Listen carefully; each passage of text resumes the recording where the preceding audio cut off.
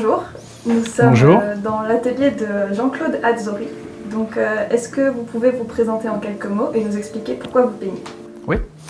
Alors, je suis français, né au XXe siècle.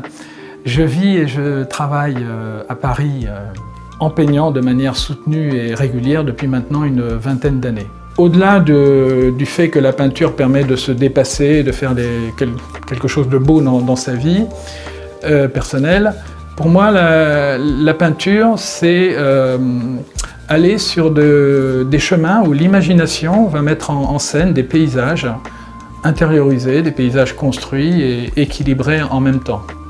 Donc, au travers de formes abstraites, le plus souvent géométriques pour ce qui me concerne, il s'agit de nous permettre, nous qui regardons, nous qui faisons, de nous permettre à la fois de réfléchir, de penser et de ressentir.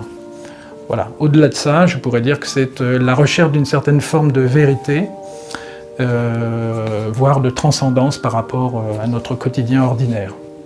Travaillez-vous plutôt de façon instinctive ou réfléchie? Par nature, je suis plutôt quelqu'un de réfléchi. Aujourd'hui, pour m'exprimer, je travaille beaucoup avec un cadre qui est un cadre géométrique. Ça ne veut pas dire que lorsque je fais un tableau, il n'y a pas des éléments d'instinct qui vont arriver, des surprises, quelque chose que je n'attendais pas qui va surgir.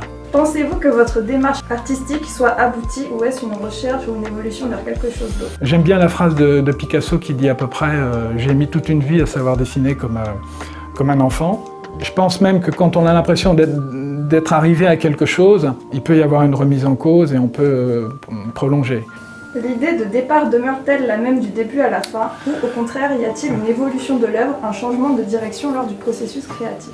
Je peux à la fois préparer une composition, c'est le cas dans mes grands formats, travailler sur un dessin préparatoire. J'ai souvent effectivement un travail de recherche sur les formes avec éventuellement des calculs. Donc oui, il y a un travail de préparation au dessin.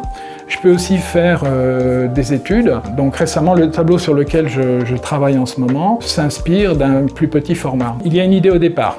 L'idée, ça peut se matérialiser par quelques traits, quelques masses colorées, et puis les choses vont évoluer. Donc je peux faire les choses aussi chemin faisant. J'ai rarement vécu complètement une remise en cause. J'ai jamais décidé de déchirer une toile. Au contraire, j'essaie de la faire évoluer. Même si à un moment, ça me paraît mal embarqué, j'essaie de la faire évoluer vers quelque chose qui va être fini. Alors justement, quel rapport entretenez-vous avec la couleur? Alors, je me suis intéressé dans des tableaux autour de l'association en synthèse additive ou soustractive des couleurs primaires. À côté de ça, je peux, c'est le cas dans la dernière toile que je suis en train de faire, être plus spontané et faire confiance à mon instinct, on parlait d'instinct tout à l'heure, au bon sens, accepter éventuellement des dissonances pour essayer d'arriver ensuite à un équilibre. Pourquoi l'abstraction et la géométrie et quelles sont vos sources d'inspiration? L'abstraction géométrique, les éléments de géométrie, ça nous ramène peut-être à Cézanne finalement, crée des limites et définit des zones peintes ou pas. Donc ça contribue à définir déjà la peinture, à faire composition. Voilà. Et la géométrie permet pour moi, c'est un peu le sertissage des couleurs. Mais je pourrais être provoquant en disant je ne fais pas de géométrie.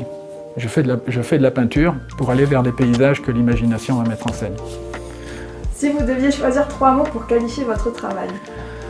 Alors, ce serait intériorité, construction et équilibre. Comment passe-t-on de la création en atelier à l'exposition en galerie?